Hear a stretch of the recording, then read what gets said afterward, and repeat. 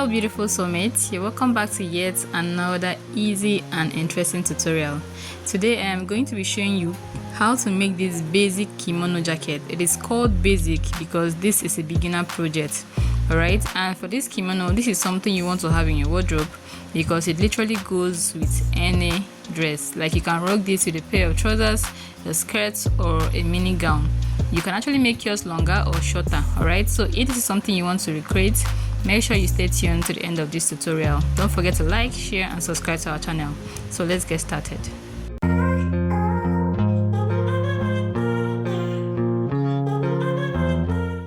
Alright soulmates, these are the materials needed. Here I have my chalk, my pair of scissors and of course my measuring tape. Then for this material, this is just a yard of fabric. And this is not African print, it's a bale fabric. And this is just 1 yard. So just in case you actually want yours to be longer or fuller, then you can actually use from 2 yards of fabric to 4 yards of fabric, depending on your client's length and the size of your client as well. So what I'm going to do now is to fold this fabric in 4. So first of all, I am folding in 2, then I'll flip it over like this. So given what we have here, I am going to measure both angles to know which part is longer, and I am going to make use of the longer part. So for this particular angle, I have up to 30 inches here, while the other angle gave me 28 inches. So we are going to be using this 30 inches, alright? So if you notice that this part is actually locked, while this other part is open. So this open side is going to serve as the side seam allowance, while here is going to be the center front and the center back. So the first thing I'm going to do is to measure my shoulder to the under bust, because I want this kimono to be wide. Okay, a kimono jacket is just the same cotton as your bubu. The only difference is that the front actually has an opening. So from here I am marking from the shoulder to the under bust. But of course, if you don't want your armhole area to show, if you don't want the sleeve to be too wide, then you can mark your shoulder to your bust point. Alright, it also works perfectly. So at this point, I didn't realize that my chalk was not showing. But if you actually follow the markings, you definitely get this right. So the next one I'm going to be marking here is the length of my sleeve. So for this particular sleeve, I am going to be marking my shoulder measurement divided by 2, which is 7.5 plus 14 inches, the length of the sleeve I want.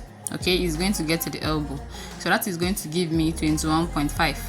But I went ahead to mark 22 inches. Alright, so I am going to roll this line all the way to the under bust.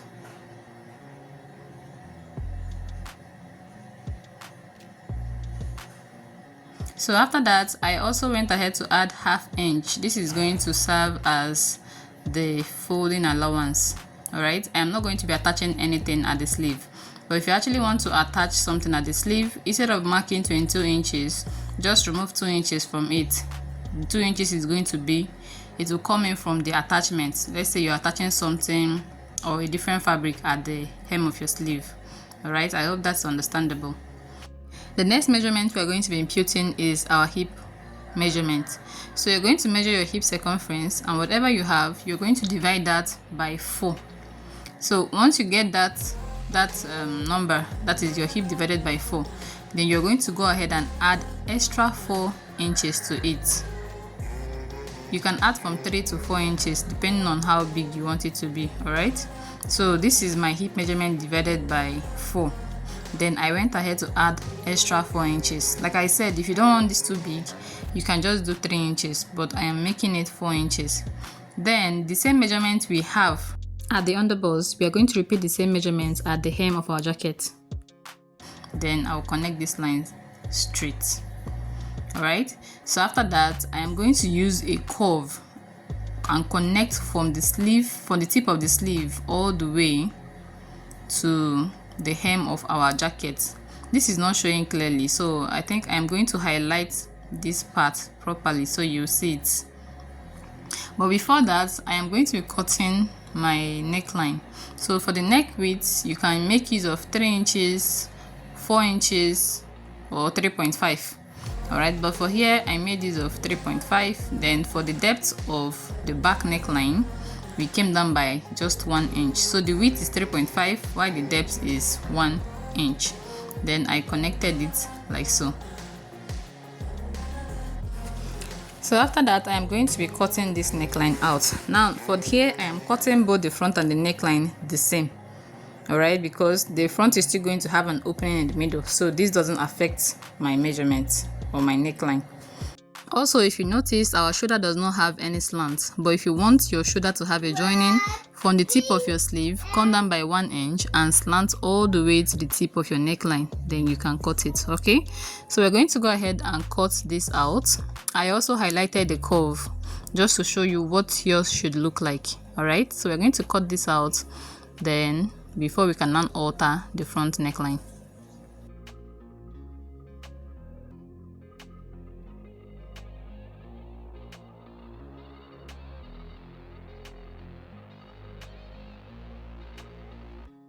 After cutting this out, I am going to open this kimono up. We are going to be using one side as the back panel, while the other side is going to serve as the front panel. So this front panel is the area where we are going to be altering. Alright, remember I said earlier in the video that the front neckline is going to be having an opening. It's going to be slashed all the way to the hem. So in order to do that, I am marking 1 inch from the down, then I'll connect it to the neckline.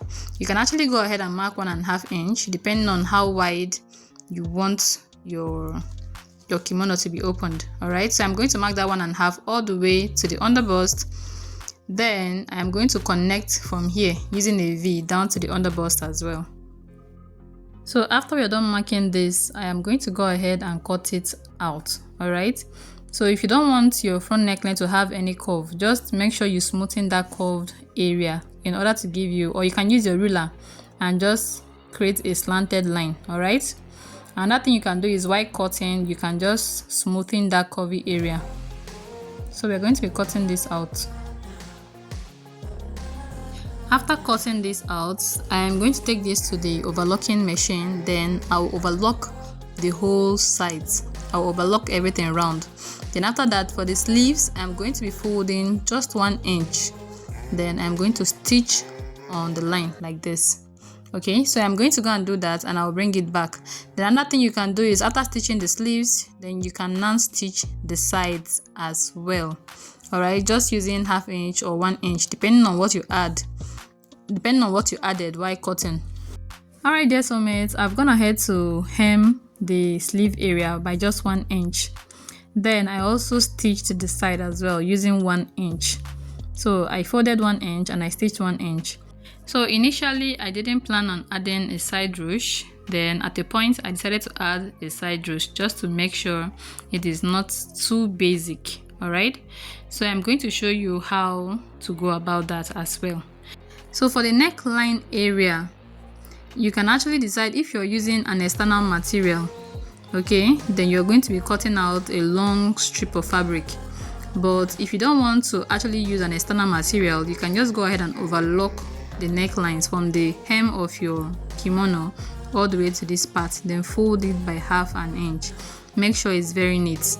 But if you're actually going to be adding a material, be it same fabric or a different fabric, all you have to do is to fold the 2 ends of your fabric like so.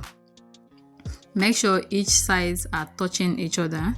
Then you're going to use your tape measure and take an accurate measurement to get the length of this opening. And to do that, you're going to be starting from your center back neckline. Alright, you want to notch that area. Then you're going to be taking your measurement like this, just the way you see me doing here. We are going to measure this till we get to the tip of the fabric, just like this. Then whatever you get, you're going to times that by 2, and that will give you the full length of your kimono on the both sides all around. Okay, but if you think this is not going to give you an accurate measurement, you can actually go single, just measure it single to this part. All right, so having done that, the total I got from mine was 68 inches. So this is the fabric. I already cut it out, and I actually went ahead to iron it with an interfacing just to make sure it's straight. So if you also look properly, you will see that my own the black fabric has a joining. This is because the material I used was not long enough, but that is what I could get. So if you're doing this for a client, please make sure you don't have this joining. It's not going to look professional. So like I said earlier, I use my paper gum to iron this to make it more stable. Then for the length of the fabric, the width is 5 inches. So by the time you fold it, you're going to have 2.5. Then by the time you sew half an inch, you'll be left with just 2 inches extension. Okay, I hope this is clear enough. So I went ahead to notch the midpoint of this fabric strap. Then I'm going to be placing it to the mid part of our kimono, that is the back neckline. Alright, so I'm going to sew. I'll take this to the sewing machine and I'm going to stitch. I'm going to stitch from here all the way, just like this. You see the way I'm arranging this? You're going to be stitching ½ inch all the way to the hem of your kimono. You stitch it all over and repeat the same thing for the other side. So it's always advisable to have this fabric strap. Just make sure it's longer than the kimono, just in case you can actually trim off, all right, than having it shorter.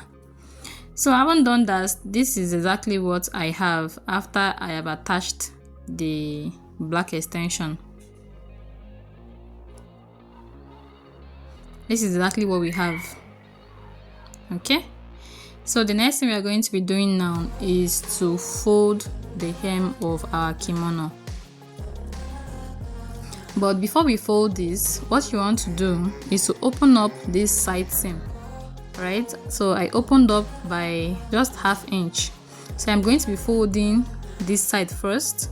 I will stitch it. Then I'm going to be folding the center, which is the back, and I will stitch it. Then you fold this other part separate as well. So the reason why I'm opening this place up is because we are going to be adding a ruche, and by the time you create your loop for your ruche, you want to have a space where your rope is going to be coming out from. So after stitching this is exactly what we have. So I had to measure 13 inches from the hem of this kimono upwards. So I measured 13 inches. Now I'm going to be stitching at the tip of this side seam allowance and here as well, separately. Alright, so by the time we now attach our rope, it's going to come out from the bottom. Can you see the hole where our rope will be going in from? So if you don't hem the bottom part separately, that place is going to be locked. So I'm going to repeat the same thing here. I will stitch from here all the way to the bottom, and then from here all the way to the bottom. So I'm going to do that, and I'll show you how I attached the rope on the sides. So this is the rope. I already went ahead to create my rope. This is what we have here. So I'm going to show you how to attach this.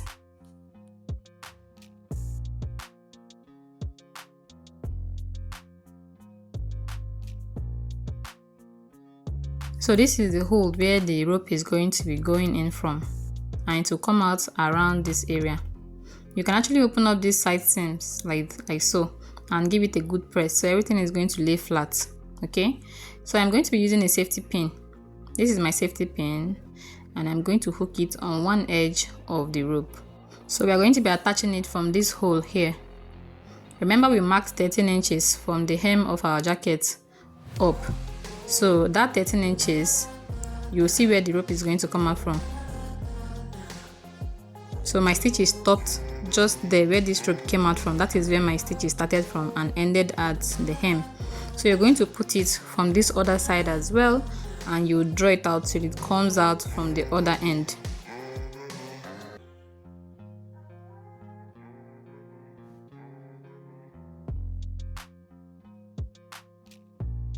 So this is exactly what we have.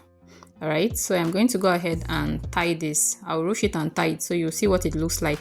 Then the same thing we've done here, you're going to repeat the same process for the other side of your jacket, and you have your ruched jacket all ready. So guys, if you actually got value from this video, don't forget to like, share and subscribe to our channel. If you have any question regarding this, or if you have any suggestion on a video you want us to create, kindly drop it in the comment section, We are going to be there to answer all your questions. All right. Thank you for watching and see you in the next video.